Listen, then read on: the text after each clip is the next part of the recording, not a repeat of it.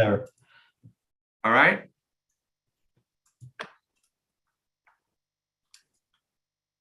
Okay. So good afternoon, everyone. My name is Hernán Molina. I'm the Governmental Affairs Liaison for the City of West Hollywood.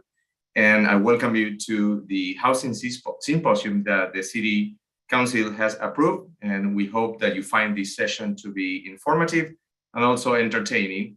And entertaining because obviously these topics can be somewhat difficult to understand, but we know that we have a panel that can provide aside to these laws and regulations that we are going to discuss that apply to all of us. So with further ado, I'd like to introduce the mayor of the City of West Hollywood, Lauren Meister. Well, thank you very much, Hernan. Good evening, everyone, to the community, our esteemed panelists, fellow council members and staff. I'm very excited to welcome you to this Housing Legislative Symposium. As you all know, we have a homeless crisis and a housing affordability crisis in this state. While the City of West Hollywood has been a leader in creating affordable housing since the city's incorporation, not every city has been as proactive as us. Over the last few years, we have seen a number of housing bills coming out of Sacramento, and there's more to come. The purpose of this symposium is to discuss housing legislation, past and pending, as well as the potential impacts on cities and the future of local control. Councilmember John Erickson and I initiated this item to present the community with information that is relevant to today's land use decision-making, but also to provide an opportunity to hear different points of view. Speaking of different points of view, now I'd like to introduce my colleague, I thought you'd like that, John, Councilman John Erickson. That was a great joke, Mayor. I love that. Hello, everyone. Councilmember John Erickson here. It's great to be here with you all. And I want to first thank Hernan for putting this together, as well as all of our amazing city staff. I'm also thankful Winston is here on National Puppy Day, if you can see him. But first and foremost, I want to thank all the attendees who are giving us a little bit of time to really talk about these important issues. These issues come down from the state, but then also affect how we live our lives, how we legislate, how we do our city, and how we build our cities. We want our cities to be for everyone, but we want to make sure that we can protect affordable housing while still continuing to build. When we talk about density, what does that mean? When we talk about traffic and transit, the list goes on. But all issues impacting our cities are land use, and that's something that I'm really excited to see our amazing panelists come down and talk about today. I'm really thankful also to my colleagues for supporting this item. And speaking of amazing colleagues, I get the chance of turning it over now to Councilmember John D'Amico. Good afternoon, everyone. As John said, and as Lauren said, and I would guess as Lindsay will say, I'm really glad this is happening. You know, I've lived here in West Hollywood long enough to have once lived in a $428 per month rent-controlled apartment on our city's east side. And then my husband and I, we went crazy and we moved to a $600 one-bedroom apartment on the west side a few years later in 1994.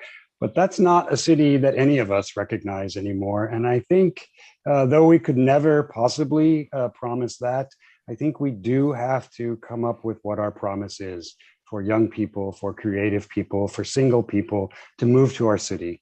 You know, West Hollywood has about 4% of its population is kids, and that's not an accident. In some way, more than 70% of people who live in West Hollywood were born outside of the state of California. People move to our city to invent their lives. They come as single people, they hook up or they meet up and they get married, and sometimes they have kids. And then there you are in your 650 square foot, one bedroom apartment. And then often it's time to move to other places like Culver City or the city of Los Angeles, both with great weather, but they're not West Hollywood. But I guess the bigger point is that our housing stock tells the story, and it also helps to create the story.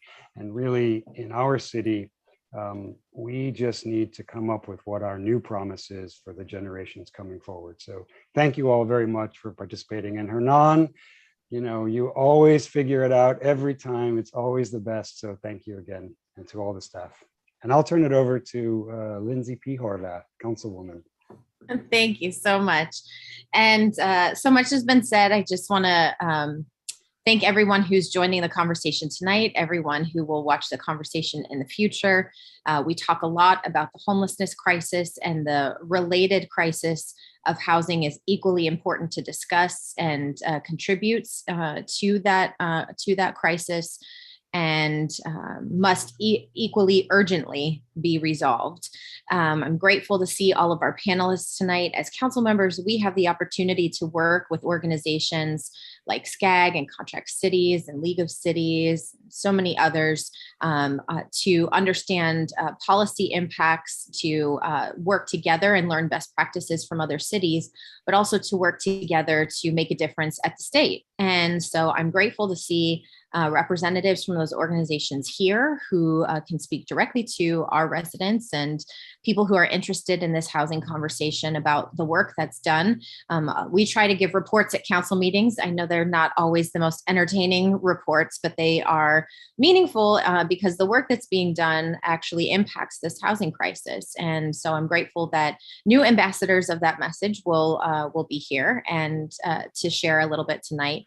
And I thank my colleagues for initiating this conversation, and for everyone who's interested in continuing this conversation to brainstorm new ideas and all the different ways we need to house people. We need all different types of housing in our communities in order to address this housing crisis. And so we're working diligently at the council level. It's great to have opportunities to bring in new ideas, and I look forward to the conversation. Thank you all. Thank you very much to the members of the City Council. And I also would like to share with the panel and the members of the community who are watching that Mayor Pro Tem Seppi Shine has a work commitment. As you know, our council members of our council are part-time. They do have to work, believe it or not. None of them are millionaires, as you probably know. And she has a work commitment, as I said, but she obviously is very concerned about this. She also sent her regards.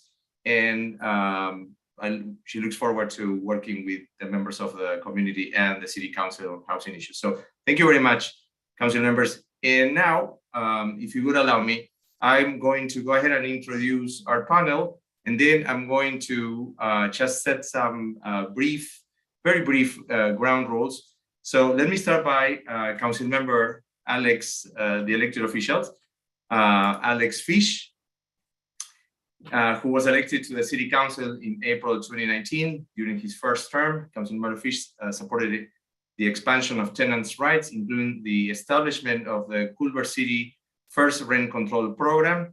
Councilmember Fish is an attorney for the California Department of Justice in the Natural Resource Law section of the Attorney General's office. He was previously a shareholder at the Century City Law Firm and was founding director of the Institute for Field Research, an independent nonprofit academic organization that delivers rigorous archaeology field schools to students around the world.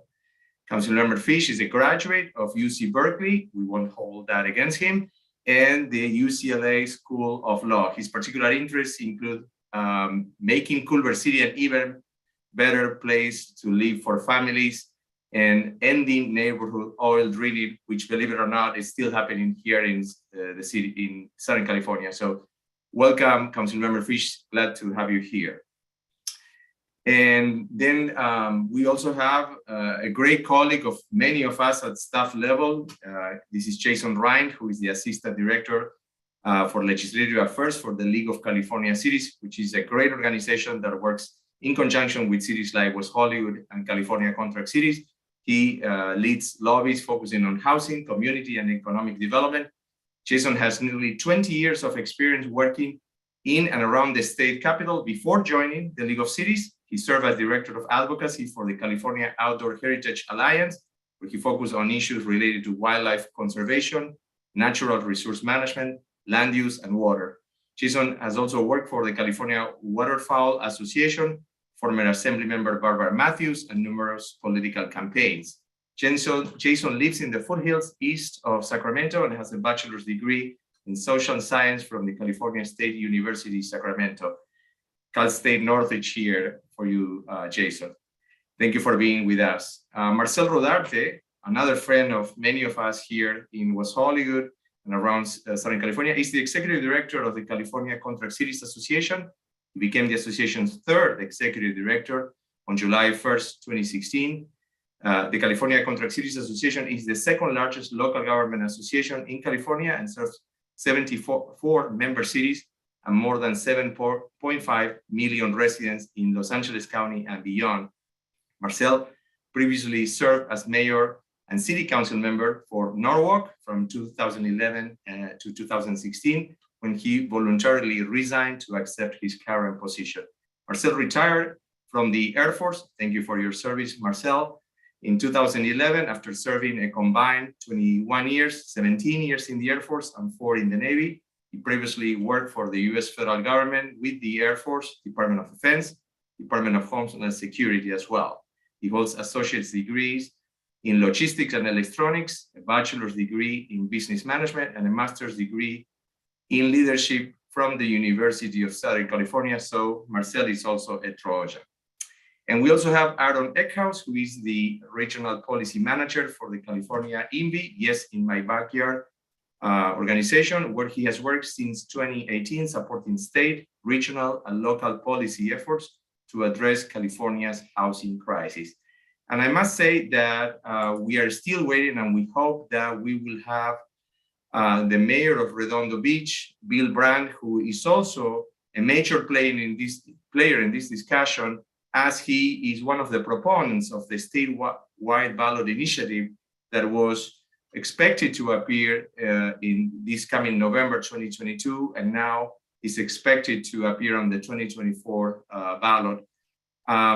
Bill is a local, is someone who is obviously very concerned about what's happening in the state, and hopefully he will be able to join us, but at this point, he's not present with us. So before we begin, and I ask the first question, which I invite you to listen to each other and then raise your hand and piggyback on whatever comments you would like to make.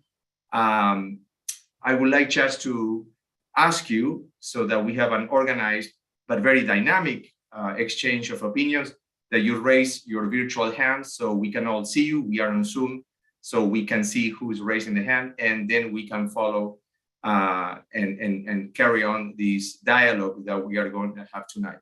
I have to be honest, my first question was going to be for Bill Brandt, because the statewide ballot initiative is something that really cuts in half this conversation and divides it between those who want to protect local control and, in a way, seen by the other side. And I have to talk about other sides. I want to talk about people who are really pro-housing and view local zoning, particularly in certain particular areas, as an obstruction, as restriction. And then the other side, who views the attempts by the state to remove some of the restriction by doing what is called preemption by state law. Unfortunately, he's not here. So I'm going to switch on the spot, as we say on television, and ask the first question from someone who is obviously in the panel, but has read an opinion ed for Pasadena Now. That's you, Marcel.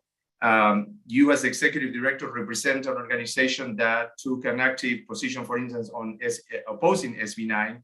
And in that op-ed, you mentioned a few issues that make it very difficult for cities to build housing. And you stated that SB9 will not create the affordable housing the state so desperately needs. The question for you is, if SB9 does not create housing, doesn't it create also the opportunity, affordable housing that is, doesn't it create also the opportunity to create more housing, and by extension, provide that supply counter to that extreme demand that we have? Because if you allow me, before you respond this, there are some figures that I took from the California Legislative Analyst Office. And for members of the public, this office is the office that is in the state capitol that basically provides analysis. It's a nonpartisan office that provides analysis to the legislature and the governor when the governor, for instance, proposes the budget and their ballot initiatives. The Legislative Analyst Office provides information. So let me just read to you what's the situation here in California today, and then Marcela, I would appreciate if you can respond. Today, an average of California home costs 2.3 times the national average. California's average monthly rent is about 50% higher than the rest of the country. Though the exact number of new housing units California needs to build to address the housing affordability is uncertain, the state would need to annually build roughly twice as much housing as it does today, so that housing costs in California increase at the same time that rate housing costs nationally. Therefore, wouldn't a law like SB 9, which basically allows the division of lots, and then in each division of lots of one lot into two, and then allows the construction of 2 units in each lot, meaning that a single family residence lot would have 4 small units, wouldn't that create more supply? And by extension, wouldn't that provide relief to these housing shortage that we are experiencing in California? Yeah, thanks, Hernan. So a couple of things on SB 9. First, it usurps local control, which is what our association is all about. We're not anti-housing, we're not anti-affordable housing. We are about maintaining and protecting and preserving the local control that cities enjoy. Cities like West Hollywood, cities like Culver City. The ability to do what your elected officials choose to do in your city and not have that be dictated by Sacramento. That's been an ongoing problem with very, very many different issues coming from Sacramento, all the way back to 2011 with the sort of the eradication of redevelopment. There was affordable housing funds in there, and that's gone now, right? So cities have very limited resources. Cities don't necessarily build housing. Cities can, and I know they do sometimes, make it difficult to build housing. The other side of the issue, sort of to talk about a little bit about the numbers coming out of the legislative office, is that a lot of what we're hearing now, what I've seen is there are large companies or corporations that are buying up a large bulk of the housing stock in the United States, not just in California, but in the United States in general. So that has a contributing factor to increased rent and affordability crisis, right? So SB 9 doesn't do anything to address any of that. It doesn't prohibit large companies from continuing to buy up this housing stock and drive up rent prices. It doesn't prohibit those large companies from buying up the single family homes that may be built and driving up the rent prices. Affordability is the largest concern. We would be supportive of legislation that addresses affordability, but doesn't necessarily usurp local control. We live in a very diverse state, a state where cities like Culver City, West Hollywood, and the city where I live, Norwalk, are completely different in the way that they're built, the way that they're made up.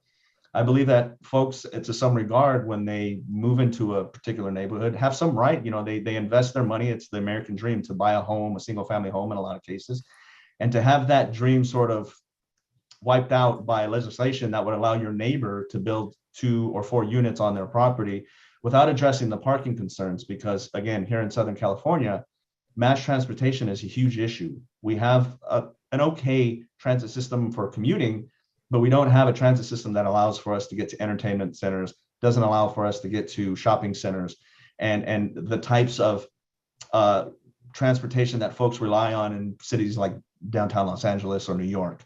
And so people are still going to drive cars. So if you start removing those requirements by cities that are meant to preserve communities and preserve neighborhoods, it's going to exacerbate an already very, very difficult problem. Anywhere you go, I would guess in West Hollywood, the parking is a major issue, because even with being as near as you are to transportation centers, parking is an issue, right? So until we get that transportation system built to accommodate folks and we're building more density, it's going to be difficult. But again, back to SB 9, the reason being, again, because we want to protect our city's ability to build their communities like they should be built, or the way that they see them, or the way that they are built, right? And I completely understand there are going to be some cities out there that refuse to build absolutely any housing. There are cities that are essentially gated communities and they don't want density.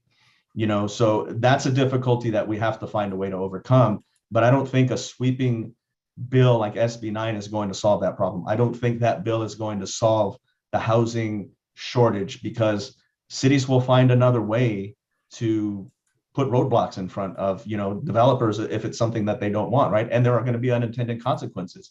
I live in a single family residence. I couldn't imagine if my neighbor, I already have a parking issue in my neighborhood with single family residences. I couldn't imagine if my neighbor split his lot into 2 or 4, and then all the parking that goes with that, because it's to the point now where it's not just one car per household, it's one car per driving adult, per household. So if you have 3 or 4 people living in a unit, you're probably going to have 3 or 4 cars.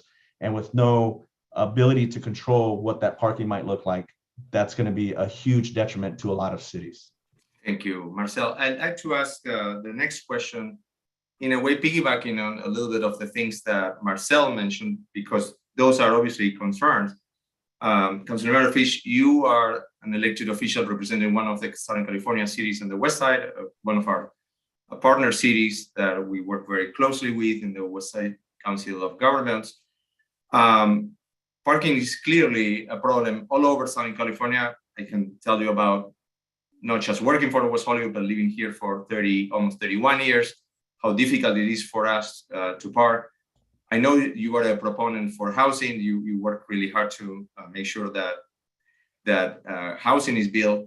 And doing my homework, I found an editorial page from LA Times from this year, from January 18th, in which the editorial board basically says, shame on so-called leaders for backing a ballot initiative to roll back housing fixes. And this is basically the ballot initiative that Mayor Bill Brandt from Redondo Beach was backing, along with is backing actually.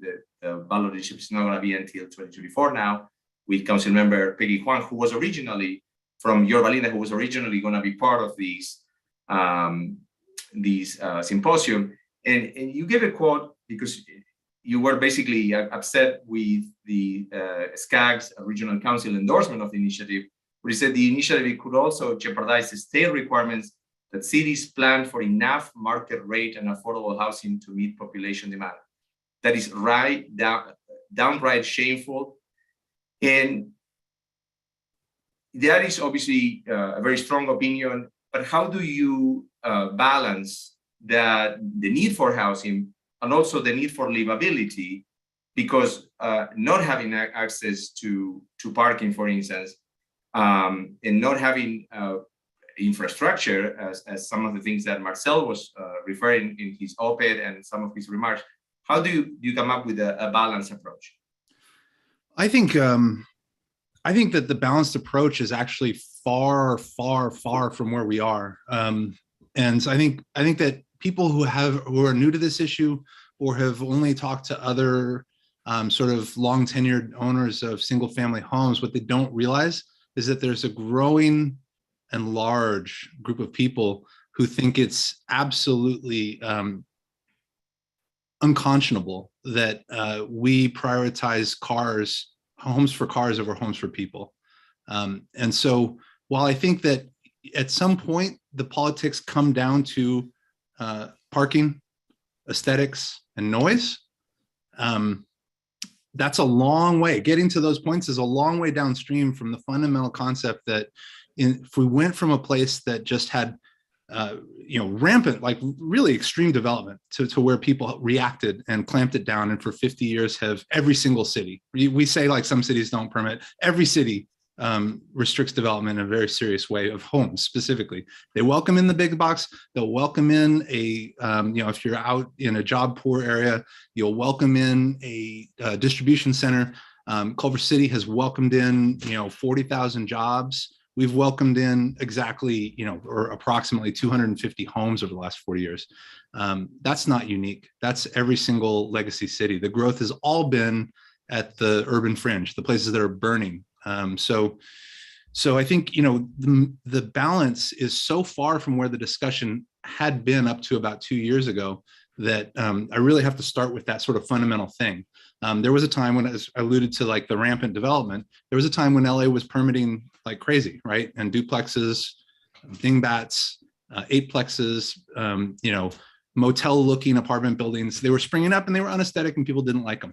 But back then, like every other city in the world, people with less resources were able to live in older homes that people had moved out of for the newer homes. And that wasn't ideal. That's not my ideal world, but it was a world where people without a lot of resources, either with a subsidy or with their own earnings, could keep shelter over their heads. And the world we have today, after 50 years of not building homes, is a California with 160,000, at least 160,000 homeless people. That's what we swapped in the name of parking, in the name of, whatever infrastructure is, because I have my own views on infrastructure that includes human infrastructure, and we've got plenty of it. We have too much of it, not enough human infrastructure, too much physical infrastructure.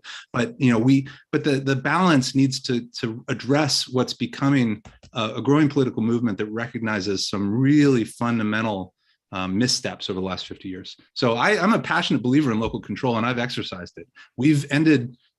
We passed an ordinance to phase out oil drilling in Culver City with the idea that we can use local control to help, other places in Los Angeles and throughout the state and the world. However, when you've got 50 years of evidence that a certain devolution of power leads to 160,000 homeless people, 50% of Los Angeles residents rent burdened, 200,000 or 300,000 people with 3+ hour commutes, neighborhoods, entire cities, the city of Paradise burned to the ground. When you have all that after 50 years of local control over housing, it's time to rethink things. Oh, thank you for that. Jason, you are in Sacramento, working with the league, working with 450 plus cities. The board is comprised from council members and mayors from different cities from all over the state.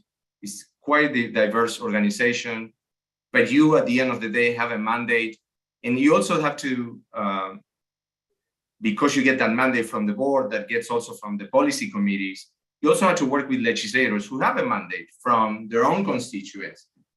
If you can, for those of us, for those who are watching this symposium, if you can explain to us what's the current state, or give us an update of what's the current state of the discussions going on. And you've been there for a while. So if you can give us a little bit of a trajectory of where we have been and where we are going, because one of the things that, and we were discussing this before the symposium started, is that some of our constituents don't really understand the relationship between the state and cities, why this initiative, in the eyes of people like Bill Brand or Peggy Huang, was needed. How does the state works with preempting local ordinances?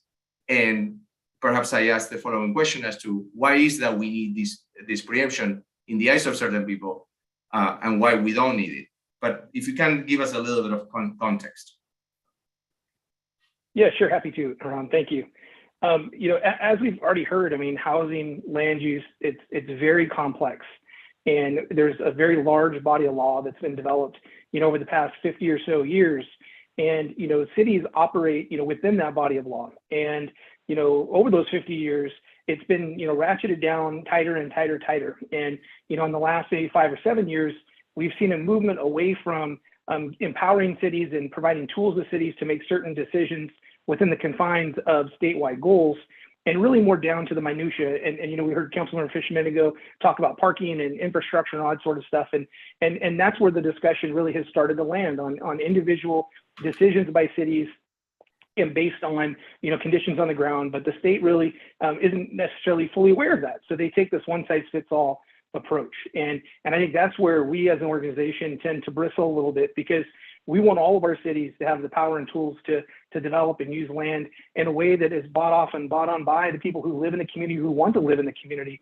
And that community environment is extremely important. And no one city is the same. I know we're all snowflakes here, but it's really, really important to what makes California such a great place is the diversity of our 482 cities. And as you touched on, Hernan, it's a struggle as an organization, because we have we're a membership organization. It's not Jason Ryan thinks this. It is, what do our members think? How do we balance that? How do we go through our policy committees? How do we go through our board of directors? And then we take positions on all these bills. But pretty much everything is grounded in the desire to empower local governments, to empower city councils to make the best decisions they can make for their communities. And that's what we try to do, each and every day. Sometimes at the Capitol, there's a different viewpoint, just like we have on our city councils. You don't have all 5 council people thinking the same way, right? And that's not the case in the legislature either. The legislature has ideas and views on the way cities should, authorize certain types of land use, or should allow for certain parking requirements, or have more density or height, or whatever it might be. And they want to make sure that cities do some of that. And, we're always very supportive of incentives and trying to, have cities, make decisions that are in line with state goals, but they can provide the context at the local level. They can have those objective standards that make it fit into West Hollywood, where it may not fit into, Culver City or some other, neighboring jurisdiction. So having that flexibility is key. And, as my policy committee meets, Housing, Community, and Economic Development, we're going to meet here in about 3 weeks. We're going to have this discussion around what is local control. Like, the committee is really interested in diving in and saying, what do we all think of as local control? Because it means something different to, I think, different council people. And as an organization, we got to figure out where do most people land on this.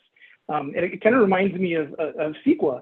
You have folks that love CEQA and thinks it's an amazing law, and you have others who are constantly seeking reforms. And local control, I think, is something that in recent years has really risen to that level. Like, what exactly is it to everybody? And are there certain, goals and objectives and priorities that we can have associated with local control? But it is a big conversation, and we're seeing it played out with dozens and dozens of bills again this year that have been introduced that we're going to talk a lot about tomorrow during a webinar for all of our council folks and staff that are able to attend. There's just this ever-changing desire, to change that law. And I think that's the thing I think it drives our cities crazy the most, is that every year we change density bonus law. Every year we change, ADU law. Every year we tinker with something. It's like every single time. And then we got to go change our ordinances, right? So in a lot of ways, I would love for the legislature to take a deep breath and let our cities implement all of these laws they passed, particularly as it relates to our housing elements and all of that. And just give us some time to implement this stuff. Let's see if it's working. If it's working, cool. If it's not, let's change it. But we're so busy changing the law, changing our ordinances, that we don't know what's going to work or if it's going to work. Thank you for that, Jason. And I'm going to go to Aaron, but then there are a couple of questions on the chat, which I am going to respond to one of it because it's particular to West Hollywood. And then there is another question that I will pose to the panel and anyone can take. Aaron, you work for the California Yes in my backyard, which is, I would say, the antithesis to the NIMBYs and not in my backyard kind of development. And when I was talking at the beginning of these two sides, you're certainly one side, which is the pro-housing. Clearly, one of the reasons why the organization was created is because California is behind in construction of housing. Removing certain blocks and obstructions is obviously important. How is the organization working to ensure that, for instance, the governor creates mechanisms to fund the construction of more housing? Yeah. So I think funding for affordable housing is obviously very important, and it's part of our policy platform, and it's something we have supported and will continue to support. We campaigned very hard for Proposition 15 in the last election, which would have brought in billions of dollars for local governments to address infrastructure broadly, and we hope they would invest some of that money in affordable housing in particular. And we're going to be advocating in the budget this year to see money going to help cities build infrastructure and to fund affordable housing as well. I do think, though, we need to be realistic about the fact that the vast majority of Californians live in unsubsidized housing, in market rate housing. When we talk about homeownership is a phenomenon that is almost entirely driven by unsubsidized market rate housing. And those Californians don't have the luxury of going on a wait list for our limited supply of subsidized affordable housing now. They need solutions that are going to bring down market rents, and they're going to bring down market home prices. And that requires construction at a very significant scale. We're looking at a housing shortage in California that is conservatively estimated at 2.5 million homes. The cost to fund all of the construction of all of those publicly would be $1 trillion. Again, that's a conservative estimate.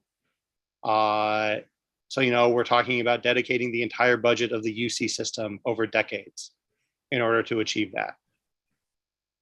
There are people who want to build homes in California right now. Homes that will go in places that have been historically exclusionary and have set up barriers that prevent people from taking advantage of the opportunities there. Homes that will go near the billion-dollar investments that LA County and other parts of the state are making in public transportation. And homes that will address this shortage that we have for housing in California. I think, honestly, the question of local control versus state control is almost secondary. For most Californians, what they want is a solution to the housing crisis. And whether that comes through local action or state action, I think most Californians don't particularly care. They want a home that they can afford.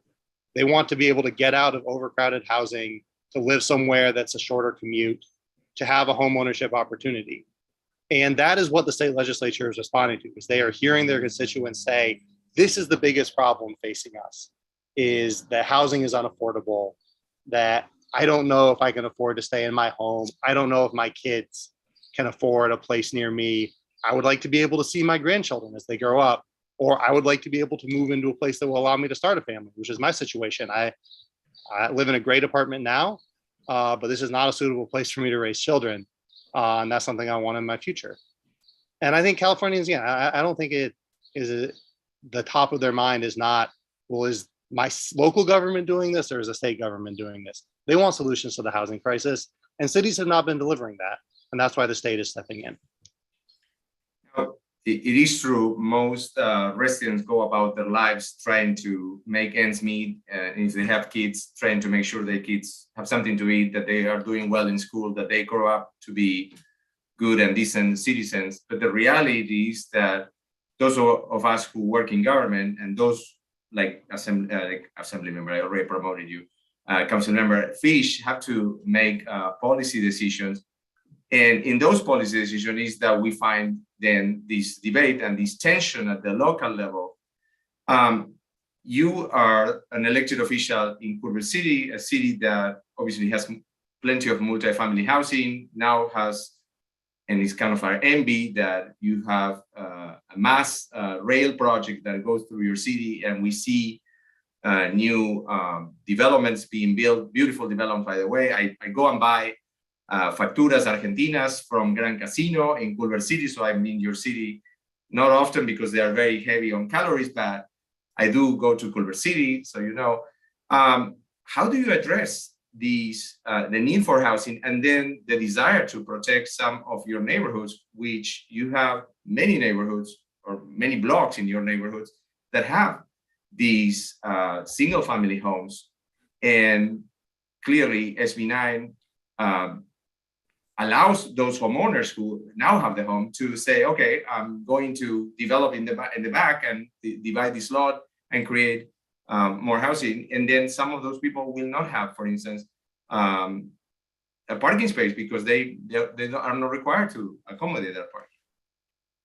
I think that's a great question. I'll step off my soapbox in recognition that Peggy and Bill are not here. Right? This is an impoverished discussion. It's a great discussion. I love everything everyone said, but Peggy and Bill really would have brought a great perspective and I'll try to temper my tendency to rail to reflect that. But the truth is that there are two big things that jump out at me there. One is that we do have this fabulous rail. We have a ton of public, regional, statewide, public investment in our community here in Culver City.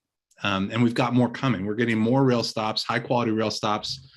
Specifically just to remove the doubt, we were the terminus of phase 1 of what's now the E line. We had the first West Side connection to downtown Los Angeles and all the jobs there, giving everyone between there connected to the Metrolink, to the metro system, access to Culver City's jobs. And then phase 2 of the E line, now extends to Santa Monica and all the jobs and opportunities and amenities there. So that is amazing. And it's an example of how, local control is too simplistic a perspective when it comes to something as important as regional housing needs, because we operate as a region, and I'm a big believer in regionalism. We need cooperation, or else the state is going to have to do stuff, right? Like, we either work within the regional housing needs assessment process and provide the homes collaboratively as a region, or the state has to pass laws. And what's happened is that all of this has come to a head at the same time. So both the quote sticks of the state legislation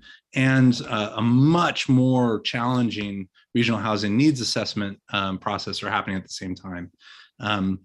But if I were strictly to respond to the residents who participate the most and who were disproportionately the electorate back when we were off-cycle elections and had 12% turnout in a bad election, up to 30% turnout in an amazing election, those people would tell us Culver City's full.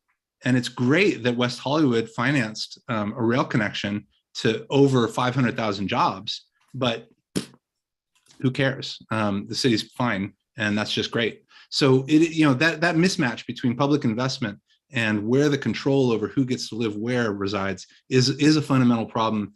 I think that everybody on both sides, should agree on. And I think that the area of common, the area that I would hope would be the area of agreement is in making the regional housing needs allocation, the zoning budget, into a process that's transparent, easy for cities to follow, and has big carrots and big sticks, so that everybody is really forced to work together on what we all know is a big problem. People I disagree with fundamentally at the Southern California Association of Governments, we've come to the same place on a lot of this stuff, which is, if you want local control, go use it.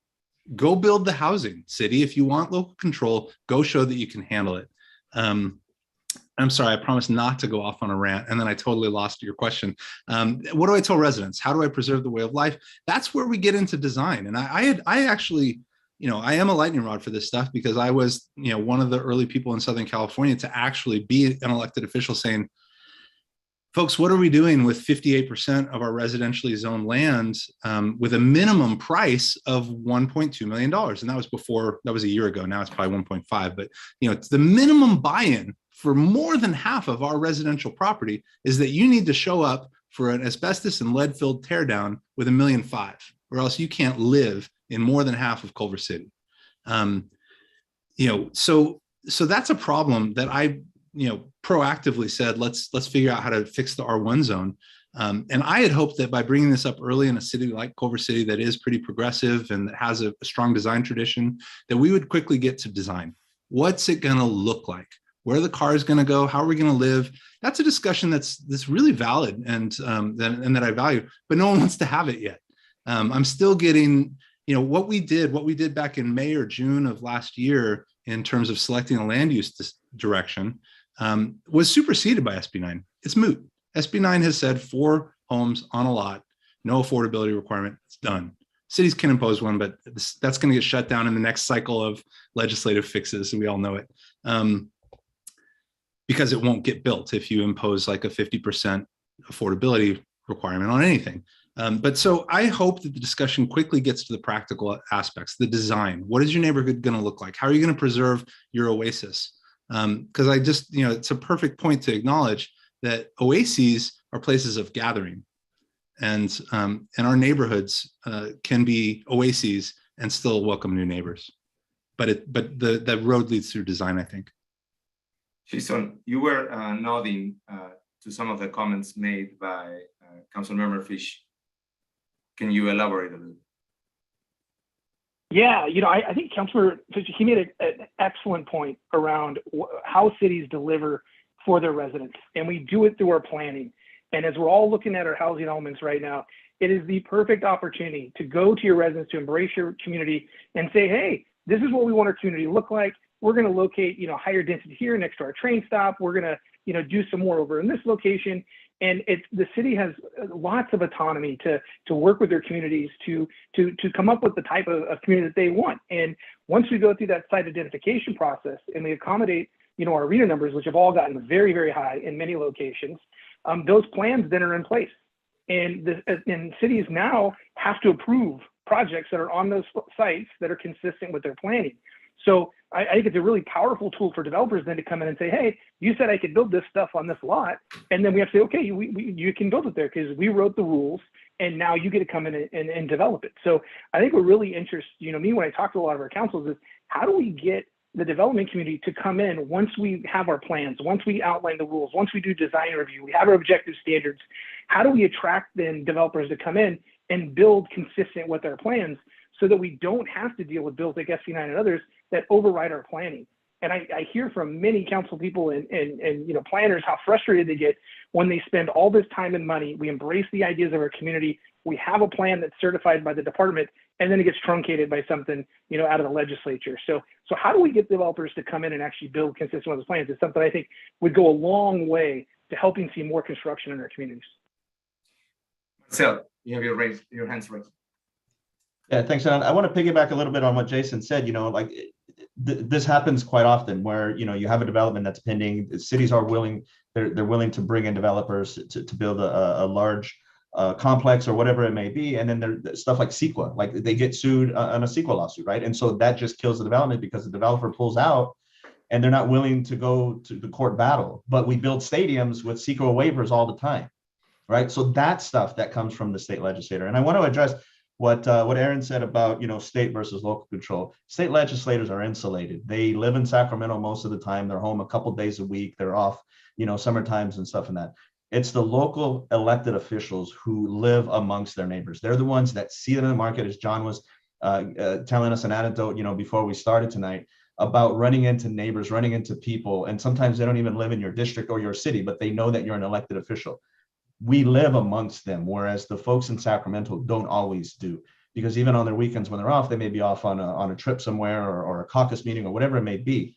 So there is a distinct difference between local versus state control, because the local elected officials are elected. And I saw there was a question in the chat, and I'll wait for you to bring it up, but the local elected officials are the ones that were elected, and by sometimes a very small percentage of your communities, right? 10 to 12%. It's because most of our population is apathetic to what's happening in the legislature. They don't even know a lot of times what's happening in the legislature until it impacts them directly. My neighbors, I can almost guarantee you that until somebody decides to build a fourplex, they're going to say, why is this city allowing this to happen? I bought a single family resident house. I worked hard. I have my wife and kids. And Aaron, you mentioned, even living in an apartment isn't necessarily an ideal place to raise children, right? Maybe an apartment somewhere else may be, but a lot of these folks that own their single family residence, that's where they chose to raise their kids. And by the state overriding local zoning laws or overriding the ability for a city to control how how housing is developed within its borders, just usurps all of that power, right? And so I applaud Culver City for what you guys have done, right? It takes bold leadership sometimes to do this. And I mentioned this again in the practice session. Bold leadership, we don't see it a lot from city councils around the state, right? And there are instances where we have amazing leadership. We see it in West Hollywood, see it in Culver City. There's a lot of cities that want to do that, but there are extenuating circumstances sometimes that prevent it, like developers coming in and getting railroaded by a lawsuit or some other issue that prevents them or precludes them from building that development. I'm going to go to you, Aaron, but give me a second, because you mentioned cities facing some obstacles, and I'm very keenly aware of some of the political realities that some of the elected officials, and it's really unfortunate that Bill Brand, mayor of Redondo Beach, who ran on a slow growth, you could say, anti-development, and I know it's a very wide definition, being anti-development, because perhaps he's not anti-all development, but perhaps anti-big development, I would say better.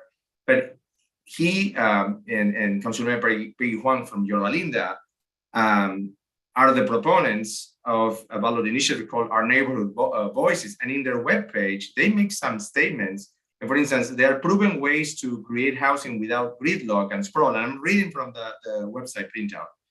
We can build new housing near rapid transit. That was SB 50. That is SB 10. And I'm sure they opposed it. Then it says, we can create more housing in downtown areas next to jobs. We can reduce the red tape that increases cost of housing. We can create affordable backyard cottages that keep our parents and kids in our community. That's SB 9. So which way is it? And I think, Aaron, you perhaps being with California YIMBY, I'm sure you have something to say.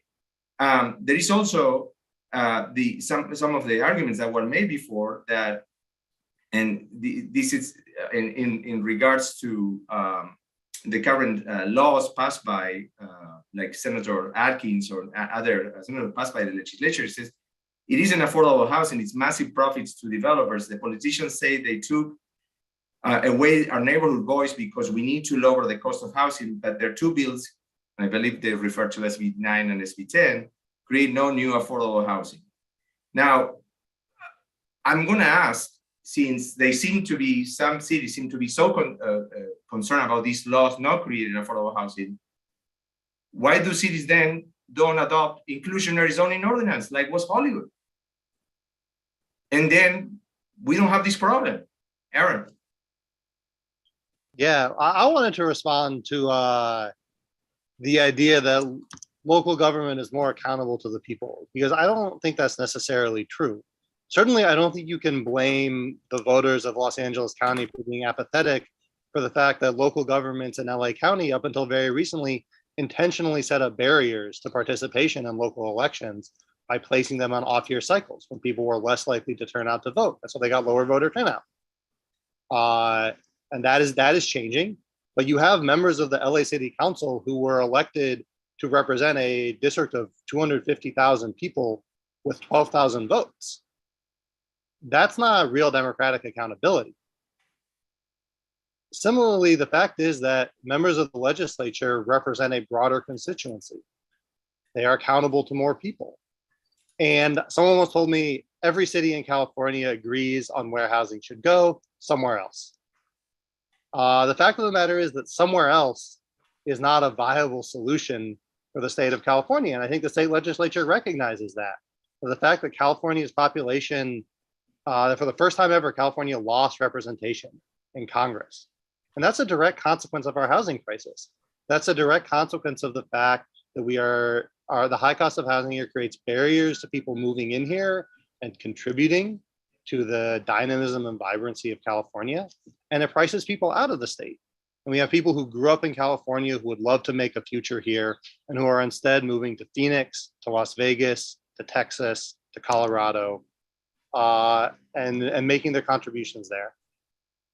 So, and I think, yes, we're talking about, let's focus housing growth around our transportation infrastructure. Absolutely. California YIMBY sponsored SB 50 to do exactly that. We face significant opposition from organizations like the League of Cities because it would have meant change. But there's no path forward for California that doesn't involve change. Change is already happening. When housing costs go up, when people are displaced, when people are forced into overcrowded living conditions that makes them more vulnerable, or forced into super commutes, those are all changes.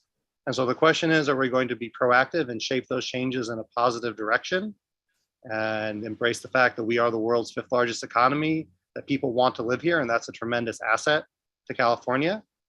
Or are we going to try to deny that change is happening and face more of the status quo where more and more people find themselves unable to afford all the opportunities that California has to offer? Thank you, Aaron. Councilor Fish, did you want to answer to that? Because I would like to read at least one of the questions. Yes. You're muted. I'll be very quick. And that's just that that Aaron just touched on. Well, first of all, I hope that you'll give me one of those fastball questions that Bill would have gotten, because that was, good question, close to the chin. I'll ask you, does Culver City have an inclusionary zoning ordinance? Yes, we do. Yeah. Good. Yeah. Yeah. And I'm also a supporter of Alex Lee's social housing legislation, early supporter, behind the scenes, working on that, and big fan. But so, yeah, we need affordable housing with a big A. We also need affordable housing with a little a. all of it. We need mixed income, social housing, we need a lot. But just really quickly, the one point I wanted to piggyback on there with SB 50 is, two quick things. One is that I was one of the few local elected officials in Southern California to publicly endorse SB 50 because SB 828, which laid out this in conjunction with a bunch of other bills which made this regional housing needs assessment cycle so difficult, was already out there. Anybody who looked at all that could see the train wreck coming. Everything that's about to happen between now and October, and all of the flailing and some of the enforcement actions and some of the really wild stuff that's about to happen was very foreseeable. And I really didn't want to catch that flack. SB 50 would have provided all of our housing needs in a way that was climate conscious and affordability conscious, because it had affordability provisions, unlike a lot of other legislation. And it had anti-displacement provisions, unlike certain very celebrated local housing production and affordable housing production initiatives. But the other thing is that we haven't touched on that's SB 9. SB 9 also has anti-displacement. Yes, I love that, and so does 330, SB 330. The state has done the most work on anti-displacement stuff, which is complicates this brew as well. The other thing I want to throw in to complicate things is that we haven't talked about the climate, and land use is very, very, very much a part of California's climate future. Thank you. And I'm going to read some of the first one is an anonymous attendee. It says, when we say, and anyone can respond to this if you're able to respond, and just hear me out. It says, when we say local control, between quotes, who are the locals in control? Are they representative of the general population? What capacity and resources do they have to build more housing? Anyone wants to take that? Yeah, this is Jason. When it comes to local control, I think from our organization, we really view local control as local control through the city council. And the city council is obviously, a direct link to the community and are responsible to their voters. But from our perspective, it really is empowering cities, empowering city councils, to make the best decisions they can on behalf of their residents. And if the residents, are upset with their decisions, then, residents can remove from office or whatever it might be. But we really view it through the lens of a city council. Thank you. And to piggyback a little bit on that, Hernan, and so Jason's spot on with local control. Local control is allowing your communities, your cities, that with your local elected officials, who your cities elect, right? Whether it's a low turnout or not, right?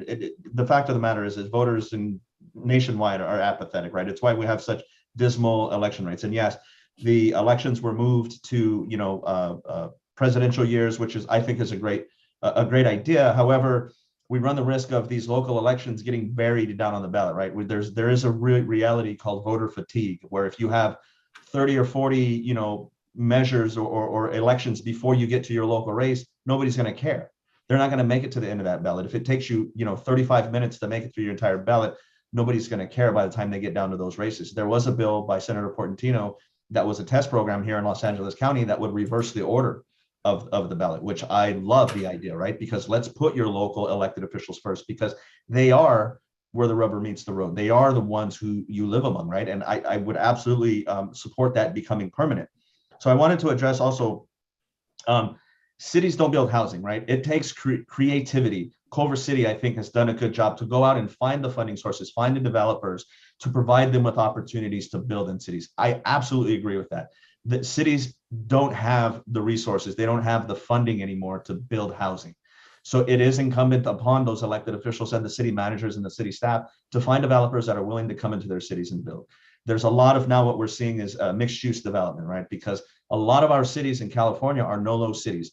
So if they start trading retail space for housing, they're giving up that potential of sales tax. And that is an old way of thinking.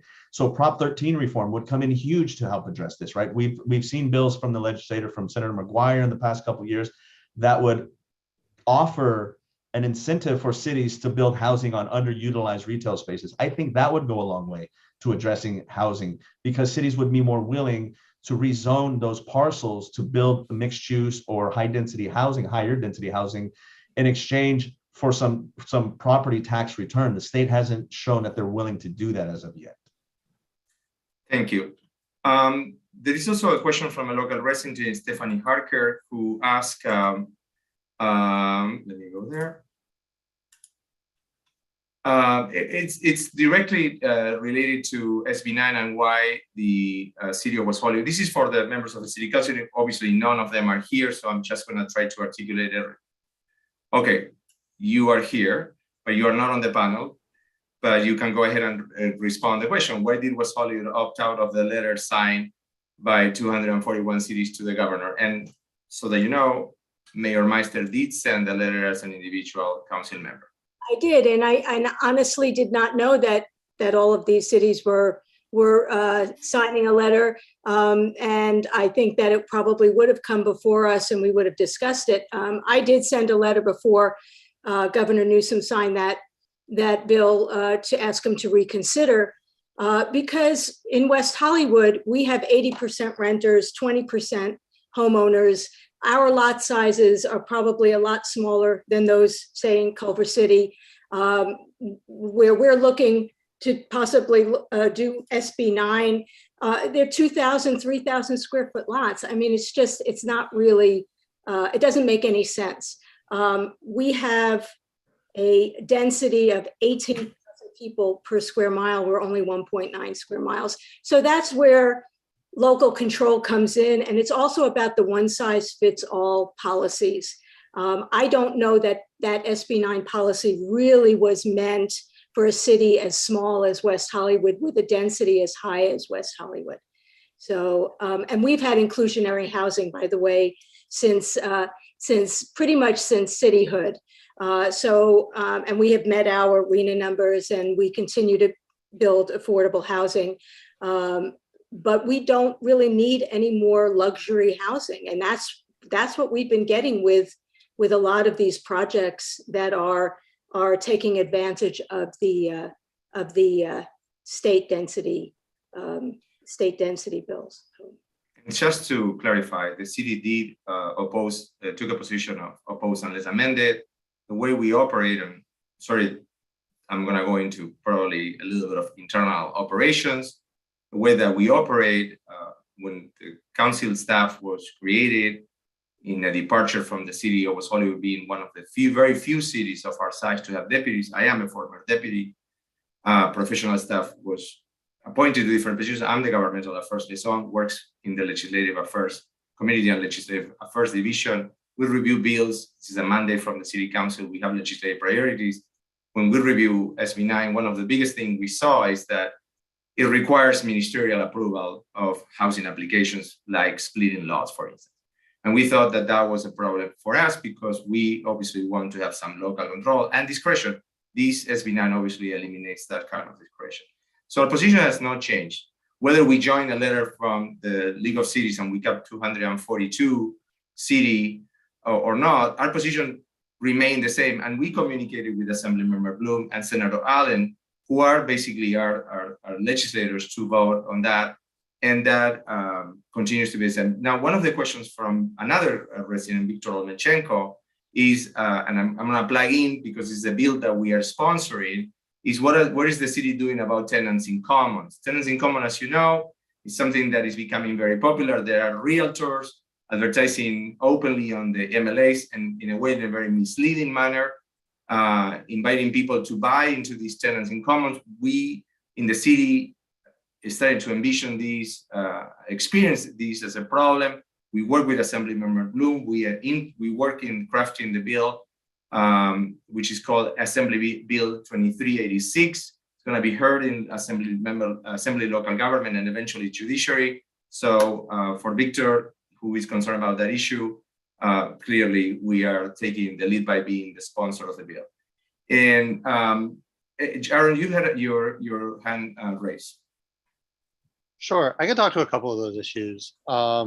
So one, I will say that I think the proliferation of things like tenancy in common and condo conversion are directly related to the lack of construction of new homeownership opportunities in many cities.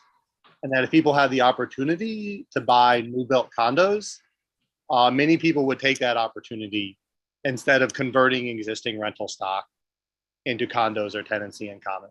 That's one of the things that SB9 was intended to address, as it was the state legislature looking at this as a way that we could have relatively simple legal structures that would facilitate more homeownership opportunities and more affordable home ownership opportunities, because people would not be required to buy as much land as they are in many cities that have minimum lot sizes of 10,000 square feet or more. So if you can't afford 10,000 square feet of California real estate, you can't afford to buy a home. And duplexes, which are also historically a more affordable ownership tool for many people. Now, SB 9 actually largely doesn't apply in West Hollywood. Only 1% of the residential land in West Hollywood is zoned single family only. So that's the only place where SB 9 applies. And some of that may be historic districts where it would also not apply. But I think to the question of one size fits all, the fact that 78% of the residential land in greater Los Angeles is zoned to allow only a single house, that is one size fits all. And the fact of the matter is that detached single houses do not meet the housing needs of all Californians. They do not meet my housing needs. That is not a housing type that I could afford to live in. That is not a housing type that many Californians can afford to live in. And the fact that in the vast majority of land in the vast majority of our cities, including often land directly next to transit stations that we as a state have invested billions of dollars into, that land allows only that one particular type of housing, that to me is much more one size fits all than the state coming in and saying, hey, we need to rethink this and allow a greater diversity of housing types so that more people can live in more communities. Thank you. Any other thoughts? Just one quick riff, if I may, Yes. on that point, is that I live less than a half mile from the Expo line, from E-Line, in a detached single family house. And I walk to it and I ride it to downtown Los Angeles where I work, and it's great. And other people should have that opportunity. And it's kind of, as much as it would be, a topic of discussion in my house if we live next to a 4-story building, I've thought about it a lot, because you should think about your principles, and my neighborhood should welcome a lot more neighbors, because you all spent a lot of money so that I could have that convenience. Thank you. I want to thank you for. Yeah, Hernan, yes. Oh, and if I can just add one more thing. I mean, when it comes to diversity of housing type, I mean, with our housing element and the fact that we have to plan for all income levels, we do see a diversity of housing type in our communities, and it does take much less land to set aside for multifamily, because you can have so much more density. You don't need quite as much land to accommodate the same number of people. There are some exceptions to the rule when it comes to the diversity type in some of our cities, but the vast majority of cities do allow for a diversity of housing, because we have to do it in our housing in order to comply with state laws and housing goals. It may not be at the level that some folks desire, but there certainly are options. And I think one thing to remember too is that the development community plays a really big role, right, in what type of housing is built and where it gets built. I mean, they often ask for zoning changes. They do lots of surveys and polling to determine what kind of product people want. Builders build what people want, right? So I think it's a little too simplistic to just think that cities control everything. We don't. And a lot of development occurs on parcels that we rezone at the behest of a developer. So, if developers wanted to build more multifamily, I think we could see much more multifamily. Thank you. And I just got another question from Stephanie Harker, and that is for you, Council Member Mayor Meister. Since it applies to West Hollywood, it says WeHo has close to 2,500 vacant units. How can the city assist in easing the shortage by facilitating rentals of so many empty houses? Right, and that's something we just found out from our housing element consultants, and we need to look into it further. But I would think one thing that's going to help in finding out about that those vacant units is when we implement registering all units, which is something that we recently passed. So because basically all units are going to be rent stabilized, even though we have our rent stabilization ordinance in the city, but now the state is basically stabilizing through rent. Assembly Bill 1482. Yes, and because of that, we are able to implement being able to register all units. And so I think by getting that information, we'll have a much better handle on what is happening with our rental units and those particular vacancies. So I'm glad for the question. I was just going to make 2 points very quickly. Aaron, I want to thank you for noting that we only have 1% single family houses in West Hollywood. And something that I will say that, you know, having that diversity of housing, especially in a city that has 40% LGBTQ plus households, we have people, LGBTQ plus households that have children. And they don't feel comfortable necessarily living in a city other than West Hollywood. So this does give this population an opportunity to raise a family in a single family house home neighborhood and still be in a community that they feel safe. So I will say that.